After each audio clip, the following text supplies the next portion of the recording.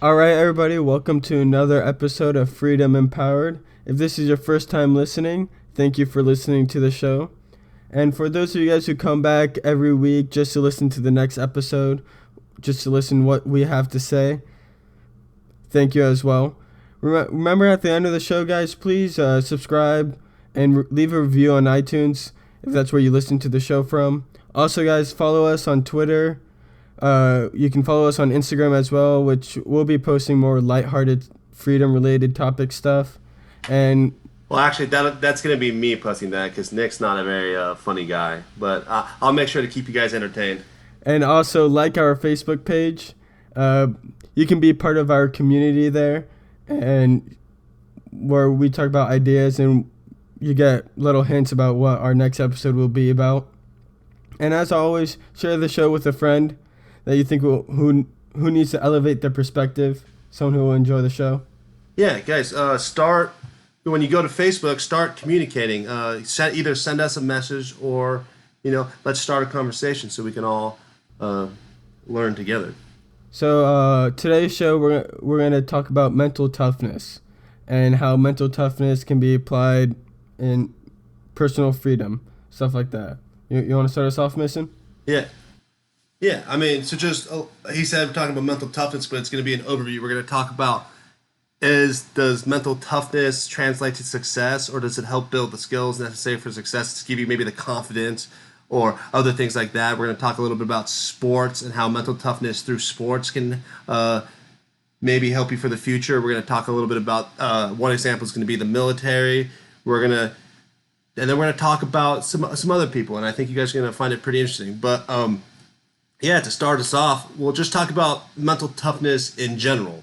So, what is mental toughness? Is it mental toughness? Is it related to physical toughness? I think it is. Is physical toughness a way to build mental toughness?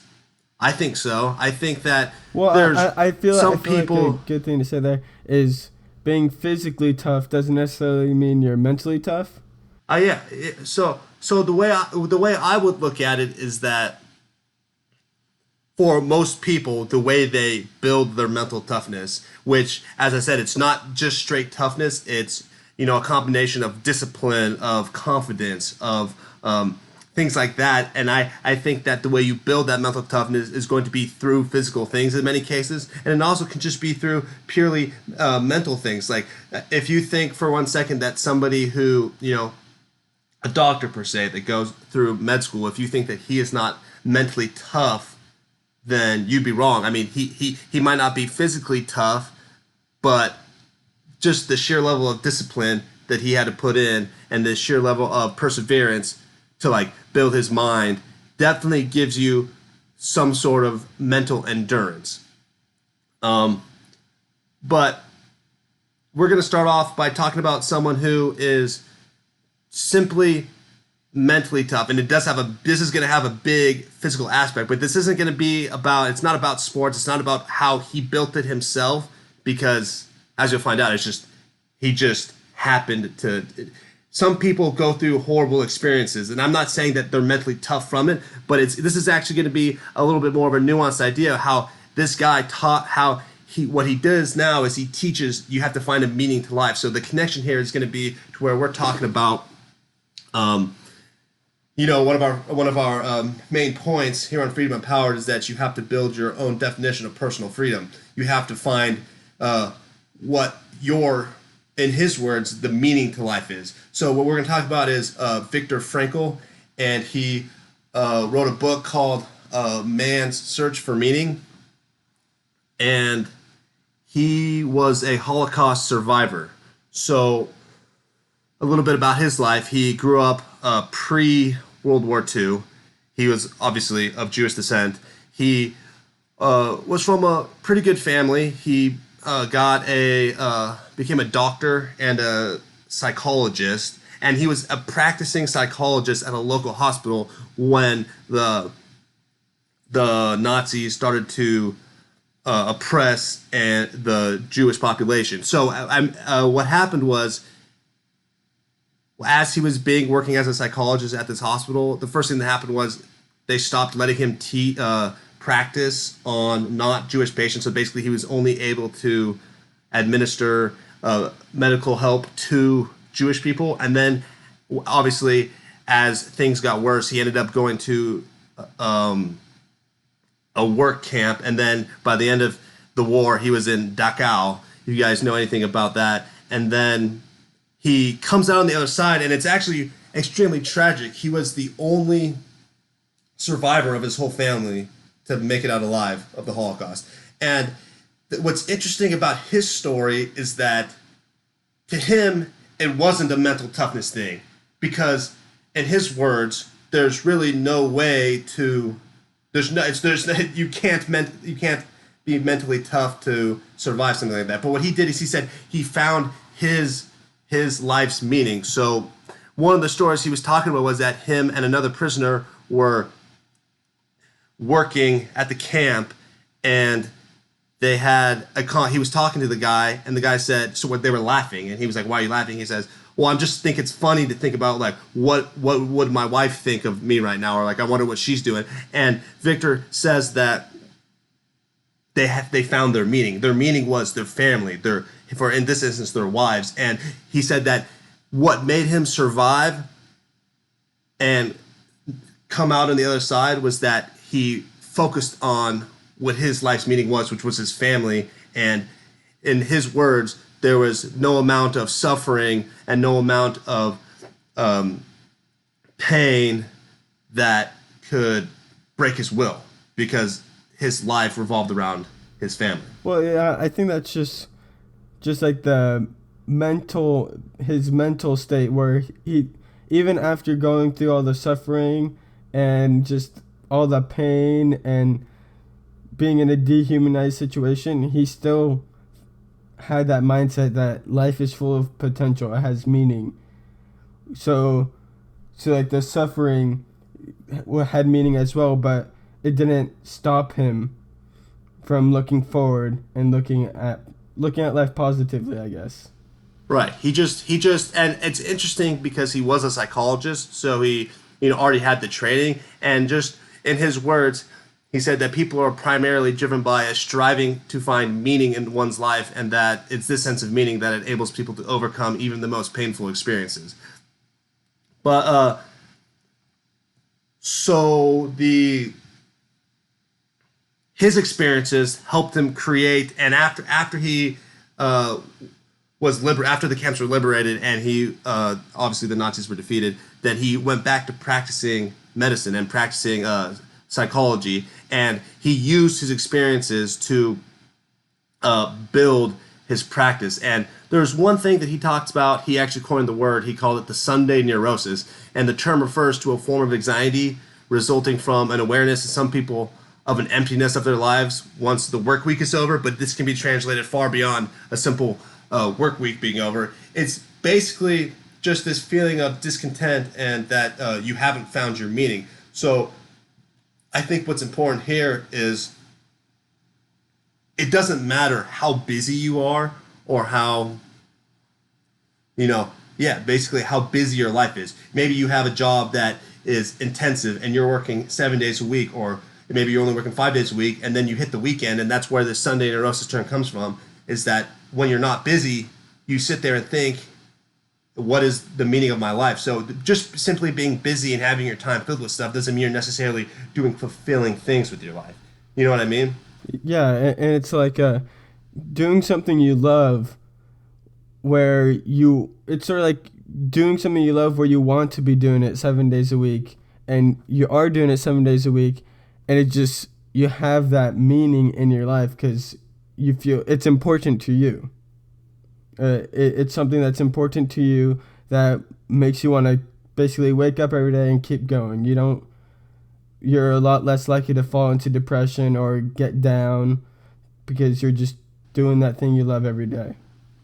Right. And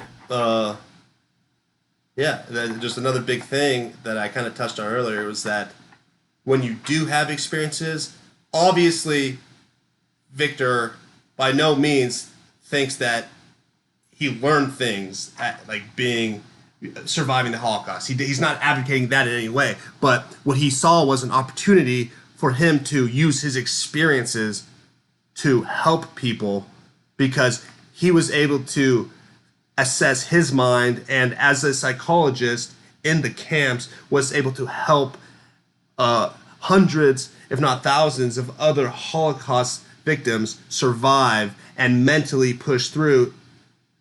And so the skills that he learned there, he was able to translate to really revolutionize the psychology field once he was back in Vienna after the war and opening and still going back and working at the hospital. And so that's just a major point, is even no matter what your experiences are, whether they're positive or negative, they're unique, and your story has the potential to benefit other people. So don't just sit on your experiences. Well, I feel like another thing about him is like he believed responsibility was a key facet of freedom. So like, what is freedom if you don't take advantage of it? So like, if you don't move in the right direction.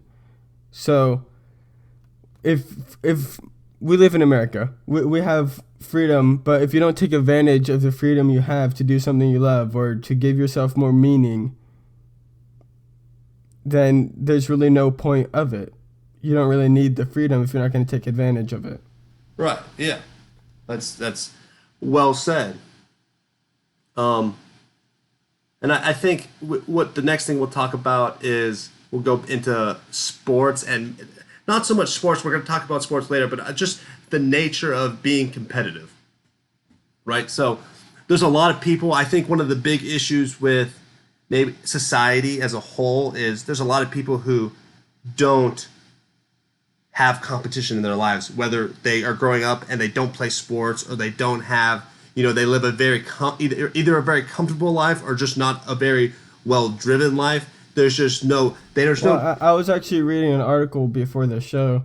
It was an article basically breaking down how if you want, like in the future, if you want to run a successful business, or if that's the route you want to take in life, how doing sports or something competitive at a younger age, or like in your teens, is very useful for your future, because it gives you the whole competitive nature, the winning nature that you want to be the best and to push yourself to be the best.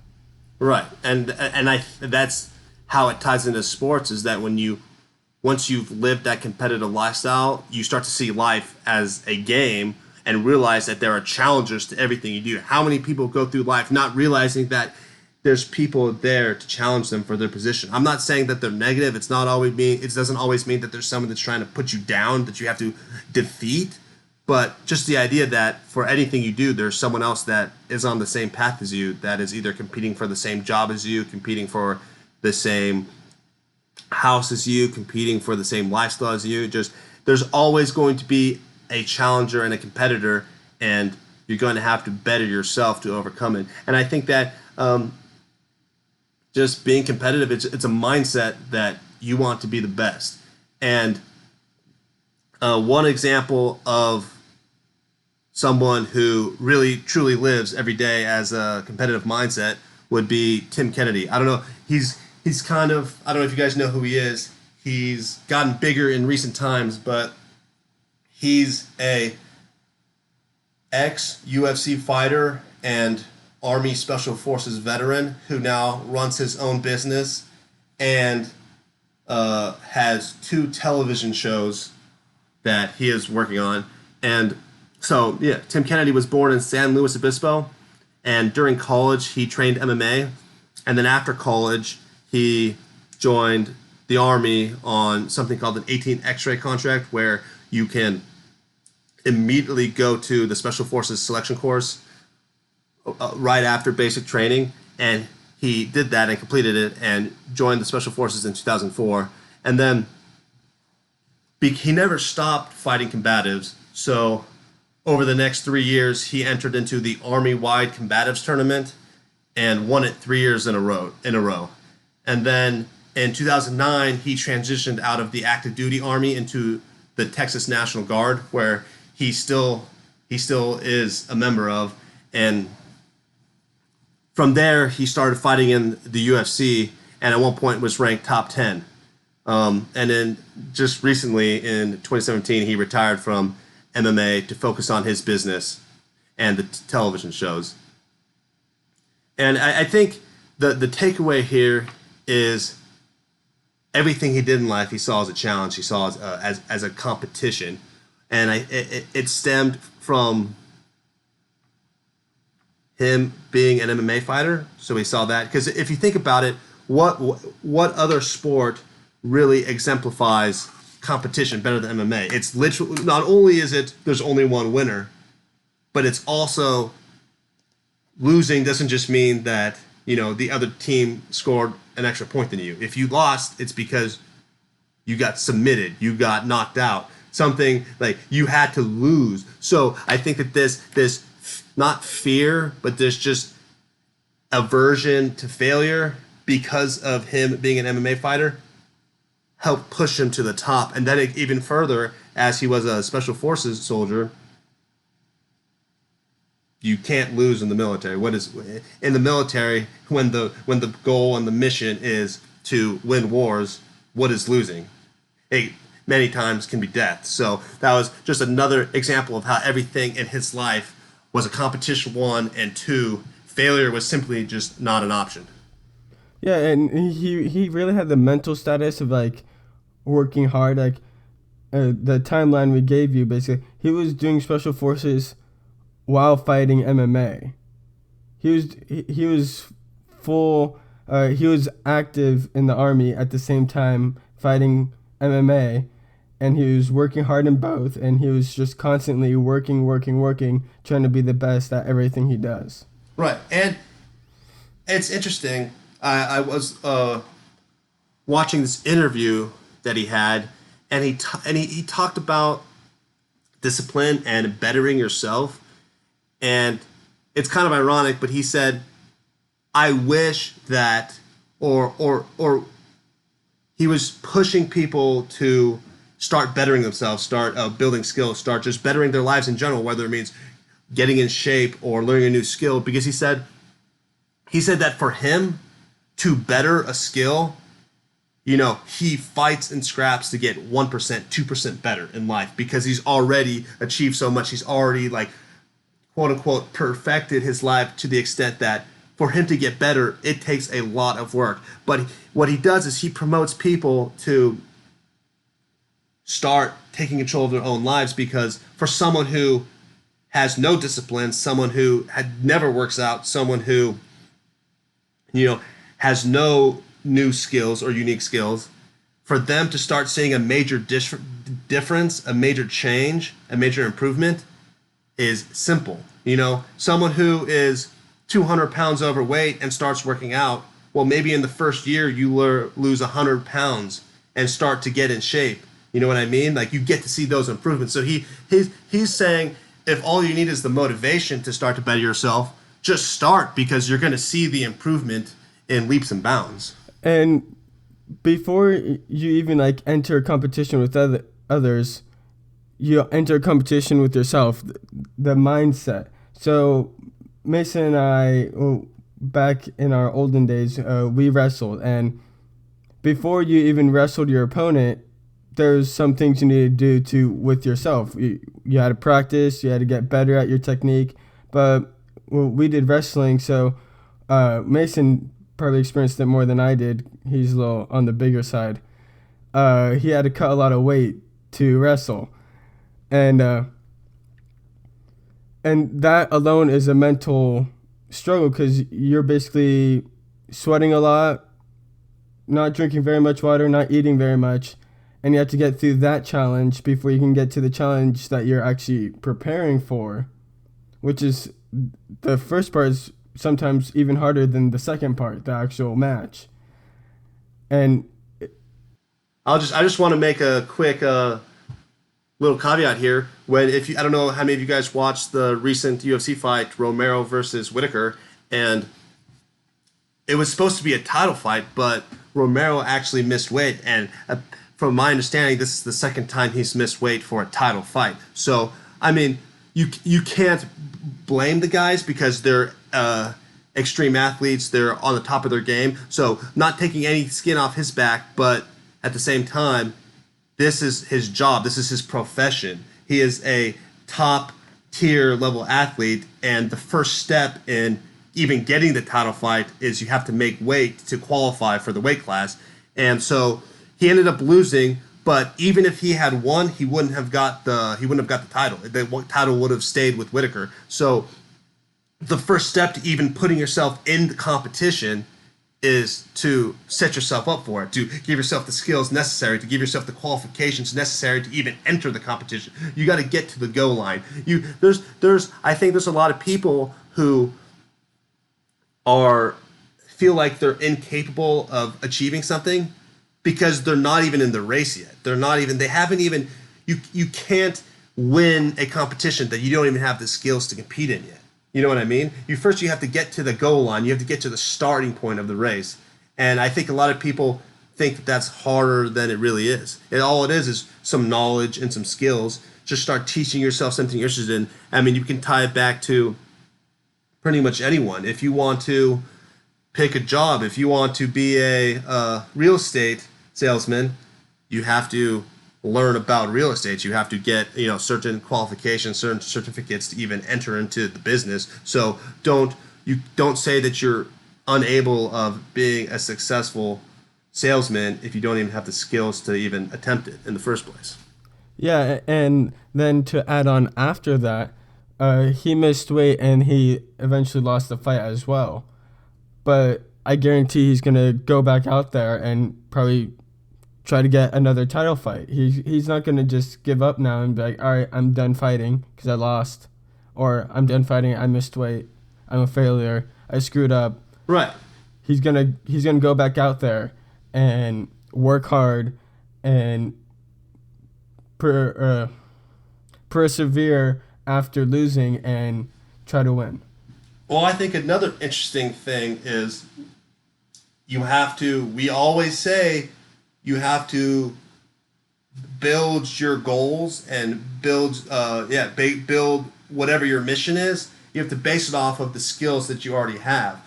Everyone's good at something, and it's always a good idea to incorporate that into what you do. So, for instance, Yoel Romero, he is one hell of a fighter. If any of you watched that fight, it was amazing. And what I'm saying is, if he can't make weight, why would he not go up to the next weight class? If any of you have seen the guy, he is huge.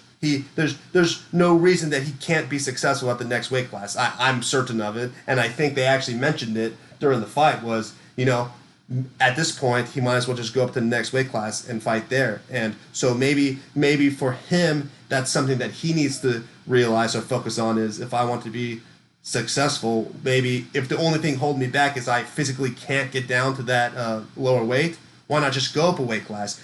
Who says that he can't win the title fight at the next weight class? I don't know, but it's just a way to incorporate. You have to incorporate the reality of who you are and what your skills and what your knowledge base is in forming your goals. You know what I mean? Yeah. When we're talking about freedom and finding out your personal definition of freedom, you also need to know like what you're good at and stuff you'd like to do. So like it's not just skills, it's also habits. Like how many athletes will retire from playing sports, whether it's high school, college, or even pros, and then their lives fall apart. Like you see this all the time. Professional athletes or college athletes, or I guess this is a good example, but I guess he's trying to make a comeback. Johnny Manziel, for example, he was one of the top prospects out of college to go into the NFL, and then he just got involved with money, partying, and it just all went to waste. Now he's trying to make a comeback, so I don't want to count him out, but that's just a good example of you not having the right mindset in trying to be successful in the path you're trying to take. No, I just say I completely agree. If you think past sports, Nick is talking about somebody who is personal reasons are causing him to fail in an attempt in the sport, but I'm saying How many people have already been successful, have been a world-class athlete, have been a, NCAA champion, have been some level of success, and then what happens is they finish playing their sport and they say, "Oh, I'm glad that's over.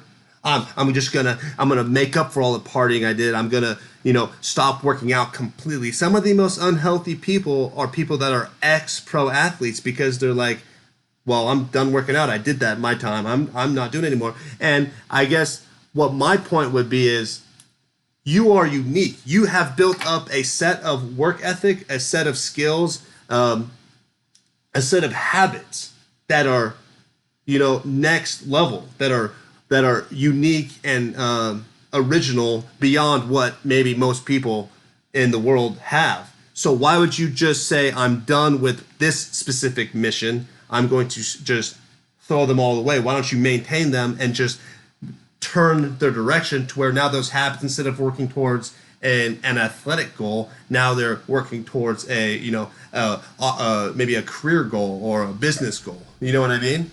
Yeah, yeah, exactly. And like, if you already have the habits built that in many cases makes you very unique when compared to your future competition, things that can help you be successful in your path, I don't think you should let those go to waste. So like, you should transition them into your personal and professional life. And it's the same mentality, the same effort, the same habits and methods, just a different goal in mind. So the next person we're going to talk about now is John Elway. I'm going to explain who John Elway is. When I asked Mason who John Elway was, he said, "Is he a cook or something?" So John Elway, most of you guys know who John Elway was. He was a Broncos quarterback, one of the greatest Denver Broncos professional football players out there. Was he as good as Tom Brady? No, Tom Brady's GOAT. If you have a problem with that, too bad. So John Elway, he won a Super Bowl, and he was just a great quarterback. After he retired, which I think was 96 or 97, he went on to, he became a co-owner of an arena football team, the Colorado Crush, from their inception in 2002, and then until their cancellation of arena football after the 2008 season. In February 2007, John Elway was elected chairman of the AFL's executive committee. On August 4, 2009, Arena Football League announced an indefinite suspension of operations. So John Elway was one of the 17 remaining franchise owners that voted to suspend the operations indefinitely. So that's how he transitioned his football career into other football ventures. But he didn't just stay in that. He also became owner of steakhouses. I think he owns about 2 steakhouse restaurants, each named Elway's. One is very original. It doesn't sound conceited at all. One is located in the upscale Cherry Creek shopping district, and the other is in Ritz-Carlton Hotel in downtown Denver. So he kept his business ventures very local in Denver. He also owns 5 auto dealerships called John Elway Autos, and all of those are in the Denver area as well.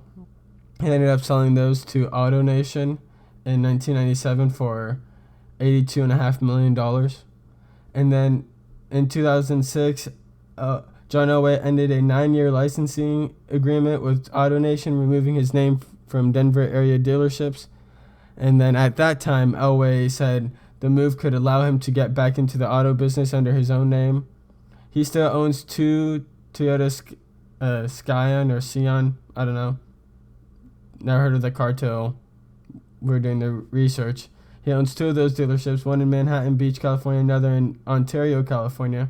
He owns a Chevy dealership in Colorado, a Jeep dealership in Colorado. So he did all that, and then his most recent business venture was he became vice president of the Denver Broncos, the team he once played for, and he's had a lot of success there. They ended up winning a Super Bowl with them. They've made it to another Super Bowl as well. And basically the whole point. All right, that's enough on the Denver Broncos. All right. But Nick's right though. The point here is, that huge list of successes and ventures that Elway went on. The idea is he didn't just stick to football, because at one point, correct me if I'm wrong, but think about like what his focus was for however many years until he retired from playing football. Like that was his life's focus. In order to be a professional NFL player, he didn't have time to worry about other things, to focus on other things, because that was his goal at the time, was to be the best football player that he could be. And he was unimaginably successful in it. But when it's over, you can't just sit back and say, well, the only skills I have are football, because that's not true, because you do have skills. And I think that people don't realize those subtle skills that you have, those personal skills, those habitual skills, and they actually play a way bigger role than most people would think, as seen by all his other successes. He was a go-getter. He was an action taker. He was not afraid of a challenge. He transitioned his ability to be on a big stage and still perform to maybe the uncomfortable nervousness of getting into a new field that would most likely make most people nervous. But instead he was excited for the challenge, excited to get into the auto industry, or excited to get into the restaurant industry. Well, exactly. Like he had all those accomplishments after his fantastic football career, and he took the hard work and the competition from there and put it into different fields, and he was able to succeed in them. He took his knowledge of football and used that for other possible careers. I feel like a lot of people who have a skill, who set their mind on doing that one skill, and then they don't realize other opportunities that they can have with their skills. For example, painting. If you're a good artist, but maybe your painting's not selling right now, maybe it's not big in the art industry, doesn't mean you can't still make money or be successful. You could teach people how to paint, teach people how to draw, be an artist. Right. I would say one example is, so first of all, we'll say it again, go ahead and follow our Instagram, where we'll be keeping you very entertained. But if you guys saw one of our posts from a couple days ago, it was of some very adorable dogs with little life jackets on surfing. And that, first of all, I didn't know that was a thing. That was kind of amazing to see. But this specific instance, this girl, I don't really remember what her name was, but she has a business where she teaches people's dogs to surf for $75 an hour. Like, that was no joke. That I wasn't making that up. This is a thing. So whatever your interests are, whatever your skills are, just know that you can monetize them. It doesn't matter if your interest, as we talked in the last episode, you don't have to. Hard work doesn't mean that you're not having fun. You don't have to do something that you don't like to make money. It doesn't have. You know what I mean? You can. Whoa. So go for it. Before we move on that, how crazy is that? Like, I've tried learning how to surf, and I just can't get it down. And the fact that she can teach dogs how to surf just kind of makes me feel bad about myself in the surfing aspect. What does that mean? Does that mean that she's just that good at teaching, or just Nick is not as smart as a dog? Is not as smart as a dog. I don't know. I'm gonna go with she's that good at teaching. Maybe I need to give her a call and have her teach me how to surf just to prove myself. Yeah, you could surf. You could ride a surfboard on your hands and knees, and that would be a sight to see. And then, so playing sports also teaches you how to become a team player. So going back to the sports, it teaches you how to be a team player, how not to be selfish, and how important hard work is. And I just think that's a very important thing for those who have done sports or who are currently doing sports. Just think about don't just think about the failures if you're not the best in your sport. take what you've learned from the sport if you're not going to keep playing or doing the sport, and take that and be successful in something else or something in the same field. Or even just take advantage of the opportunities that are presented to you. You know, if you're got lucky enough, or in more realistic terms, you worked hard enough to earn yourself a athletic scholarship, and you're playing a sport. You know, we talked about on a previous episode how it's something like 10% of people that play collegiate level sports make it to the next level. So by no means is anyone saying to not work as hard as you possibly can on that. But just keep in mind that, you know, there's a decent possibility that you're going to have to change your goals after college because you might not make it to pro. So maybe while you're in college and you're becoming an expert athlete, at the same time, put a little bit of extra work into getting your degree or starting your own business on the side or something, so that when you do have to make that transition, you've already set up the life that basically taken advantage of the opportunity and created like a gateway for you to make an easy and quick transition. Yeah, exactly. And all the people we talked about today are all good examples of taking stuff that they knew before or experiences that they've had and really translated it into their lives and made something out of their lives with the skills or things that they've learned from the experiences they've had. Right. They came from all different walks of life. We've had an athlete. We've had a military veteran. We have a Holocaust survivor.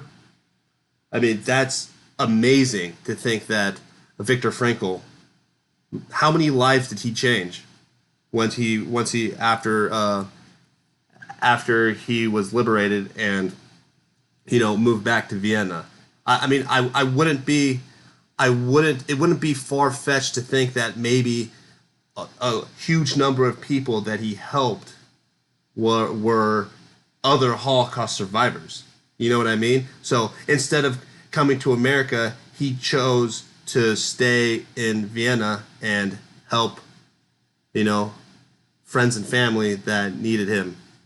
That's really inspiring, to say the least. He definitely has made a lot of personal sacrifices, or he did.